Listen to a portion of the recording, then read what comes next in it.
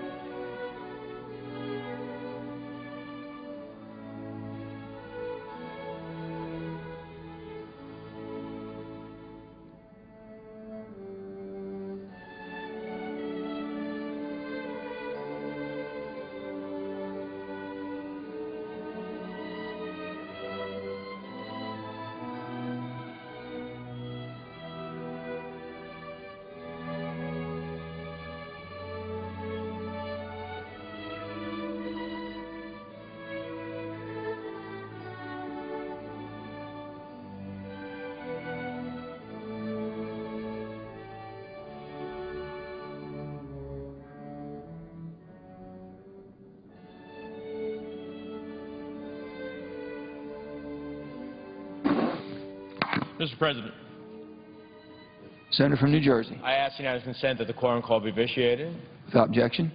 Mr. President, I ask the opportunity to enter into a colloquy with the Majority Leader, Senator Reid, and the distinguished Chairman of the Finance Committee, Senator Baucus. Mr. President, let me begin by clearly stating I understand the Majority Leader later today will issue a unanimous consent request to move forward on the AGOA, the African Growth and Opportunity Act trade bill, and the Burma sanctions package, as well as CAFTA-DR. Those are all efforts that I supported as a member of the Finance Committee, voted for, and ultimately want to see pass. I believe that trade is an effective development tool, and that by investing in people we can make a long-term and sustainable change in developing countries. But at the same time, Mr. President, I'm very concerned about our failure to reauthorize the cotton and wool trust funds, which are crucial to sustaining jobs in the United States and jobs in my state of New Jersey. For the past, well, for some time now, I have been working tirelessly to reach an agreeable resolution on this issue, one that enables us to pass AGOA, CAFTA-DR, and Burma sanctions while simultaneously protecting apparel sector jobs in the United States, hundreds in my home state, thousands across the country, and ensuring that our trade isn't just free, but it's also fair, and that just isn't the case right now. So I come to the floor today to enter into a colloquy with the distinguished Majority Leader and the Chairman of the Finance Committee and ask for their help and commitment to addressing this domestic job issue, the cotton and wool trust funds, this year, so that we can seek to move this legislation and do the right thing by American workers as we are trying to also help African workers. And I yield to the distinguished Majority Leader. Mr. President, I appreciate very much the Senator from New Jersey coming to the floor to discuss this issue. As my friend from New Jersey knows, as the Chairman of the Finance Committee knows, I support the wool and cotton trust funds. And that's very clear on the record of this body for what I believe was wrong with the Olympic uniforms. It's such a shame that our athletes over there wearing clothes made in China.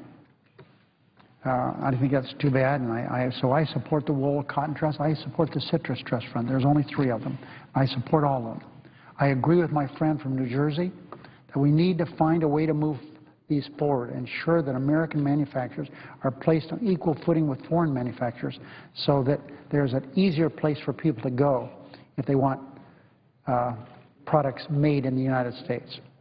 I'm happy to work with Senator Menendez and Chairman Baucus to find a vehicle to ensure that these trust funds and these American jobs are a priority that is addressed this year.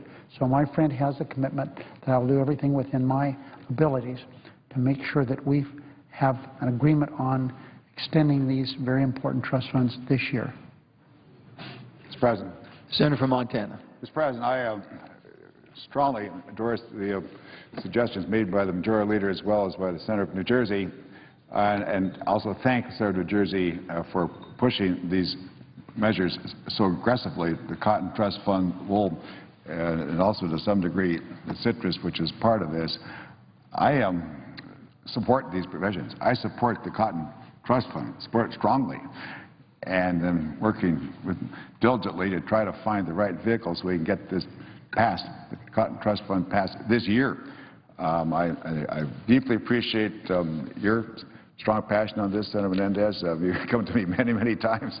I'm looking for an opportunity to pass this, and I deeply appreciate that. This place works on basic comedy, and sometimes the pathways to get to results are not well known and difficult to see it initially. But I'm quite confident that this year we're going to find the pathway. We're going to find a way to get the Cotton Trust Fund passed this year. And you have my support to work to make that happen. Mr. President, before I yield to my friend from New Jersey, I want to also state on the record that no one is a better advocate for an issue that they believe in than Senator Menendez from New Jersey. This is an issue he has spoken loud and clearly about. And so I reiterate what I said. I feel very, very compelled to do something to satisfy my friend from New Jersey on such a worthy cause.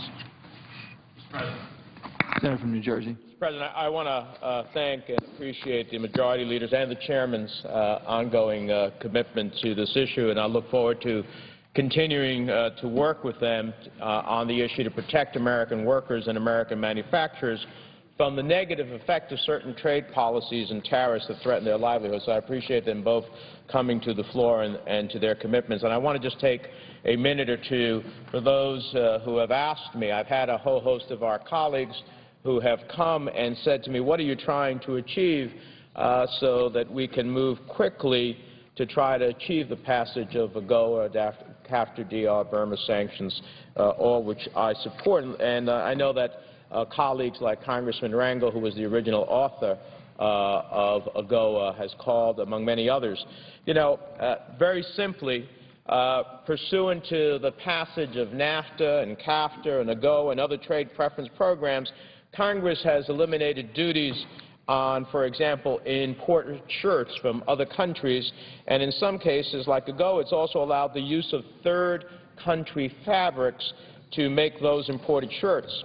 Our tariff policy, however, has not changed, and while foreign-made dress shirts are entering the United States duty-free, we are charging American manufacturers a duty as high as 13.5% on cotton shirting fabric. So not surprisingly, this Made in America tax resulted in American manufacturers moving production offshore, where shirting fabric is not subject to those high duties and where the finished product can come back to the United States duty-free. So 6 years ago, Congress recognized that, in fact, that's simply unfair. Why should an American manufacturer have to pay a duty when those abroad using the same fabric can send it to the United States without any duty? They created the Cotton Trust Fund to provide a combination of duty reductions and duty refunds to shirt manufacturers who continue manufacturing in the U.S. Now, that program expired in 2009, and since then, these businesses have suffered and dwindled. I'm just simply trying to, as we promote jobs in Africa and in the Caribbean, I want to promote jobs here in the United States. I want the women in the factories that I have met, that this is the essence of how they sustain their families, to be able to continue to have those jobs, Mr. President. And that's why I appreciate the effort by the chairman and by the majority leader to try to get us to that point so we can have free trade, but it also has to be fair to Americans who are here and can compete, but can't compete when they have to pay 13.5% tax and people sending it from all over the world have to pay nothing. That's the essence of what I'm trying to accomplish. I will not object later today when the majority leader proposes his unanimous consent request, and will support the effort to move those trade bills. Would my friend yield? I'd be happy to yield to my colleague from Maryland. Senator from Maryland. Let me thank Senator Menendez for his leadership on this issue. He has been very articulate about preserving jobs and creating jobs in New Jersey and in America. And I just want to thank him for, once again, standing up for American workers. Let me thank Senator Reid, our majority leader, for his commitment to bring up these trust funds, and the chairman of the Finance Committee, Senator Baucus. I want to thank you for your leadership. Senator Menendez has laid out the issue. You've laid out the issue very clearly. This is an averted tariff. It works against American workers. Cotton, mainly on shirts, but in other commodities, wool on suits. What happens is, as Senator Menendez, you have pointed out, if you manufacture the suit or the shirt out of America and then import it into America, costing us jobs, you pay less tariff than if you are an American manufacturer who imports the product to manufacture the product in America. You pay a heavier tariff, which costs us jobs, which makes no sense whatsoever. So I want to thank Senator Menendez for your leadership. I want to thank our leadership, Senator Reid and Senator Baucus, for understanding this and giving us an opportunity before this expires on the Wool Trust Fund. It's making sure it works effectively. I took the floor last week to talk about English American tailoring, which is located in my state of Maryland, in Westminster, Maryland, 380 union jobs in Westminster, Maryland. I showed a photograph of sewers making suits in America. I think most people thought that photograph was taken decades ago. It was taken this month, about how we can preserve jobs in America. They're making the best suits in the world. They're exporting their suits to other countries, but they can't do it unless we have a level playing field. And your leadership, Senator Menendez, on bringing to the attention of the American people the need to extend and make effective the cotton and wool trust funds is critically important to preserving jobs in Maryland, in New Jersey, and in our nation. So I just really wanted to thank you on behalf of American workers for your leadership on this issue. Thanks, my distinguished. Would my friend allow me to ask for unanimous consent on an issue? Absolutely. Majority Leader. Mr. President, I ask unanimous consent the period for debate on S-3414, the cybersecurity bill, be extended until 5 p.m. today, and at that time, I be recognized. Without objection. I want to thank my distinguished colleague from Maryland, a fellow member of the Finance Committee. Senator Cardin has been a passionate voice on this as well. I'm thrilled to have him as an ally in this endeavor. All we want is for Americans to stay employed. They can compete with anybody in the world, but they can't compete when they have to pay a tariff, a tax that no one else has to pay who sends the same product back into the United States. That's what our goal is here, and I appreciate his work, his passion, his commitment. I look forward to working with the Majority Leader and the distinguished Chairman of the Finance Committee. And with that, Mr. President, I yield the floor. Mr. President, Senator from Connecticut. I thank the Chair. Was the President about to, you were about to, okay, let me, if I may have a few moments, I thank the Chair. The Senate has not gone on a quorum call, has it? I don't believe so. There is no quorum call, sir. I thank the Chair. Mr. President, very briefly, I've just received a copy of a letter that has been sent this morning to the Majority Leader, Senator Reid, and the Republican Minority Leader, Senator McConnell, from Keith Alexander, General of the United States Army, Director of the National Security Agency, and Chief of Cyber Command at the Department of Defense. A distinguished and honored leader of our military, one of the people who has the greatest single responsibility for protecting our security, both in terms of the extraordinary capabilities that the National Security Agency has, but now increasingly for the defense of our cyber systems. I think this is a very important, this is a career military officer. This is not a politician. This is somebody who has a mission, and it's from that sense of responsibility that General Alexander has written to Senator Reid and Senator McConnell. And he writes, I'm going to enter this in the record in a moment, but he writes to express, I quote, his strong support for passage of a comprehensive bipartisan cybersecurity bill by the Senate this week. Why? And I continue to quote, the cyber threat facing the nation is real and demands immediate action. The time to act is now. We simply cannot afford further delay, General Alexander says. And he adds, to be most effective in protecting against this threat to our national security, cybersecurity legislation should address both information sharing and core critical infrastructure hardening. And then he explains both of those in very compelling language. And then finally he says, any legislation needs to recognize that cybersecurity is a team sport. No single public or private entity has all of the required authorities, resources, and capabilities. Within the federal government, the Department of Defense and the intelligence community are now closely partnered with the Department of Homeland Security and the Federal Bureau of Investigation. The benefits of this partnership are perhaps best evidenced by the Managed Security Service Program, which affords protections to certain government components and defense companies. The legislation, that is S-3414, will help enable us to make these same protections available widely to the private sector." End of quote. So I can't thank General Alexander enough. He ends by saying the President and the Congress have rightly made cybersecurity a national priority. We need to move forward on comprehensive legislation, and he urges Senators Reid and McConnell to work together to get it passed. Mr. President, I ask unanimous consent that this very compelling letter from General Keith Alexander be entered into the record. Without objection. I thank the Chair. I yield the floor.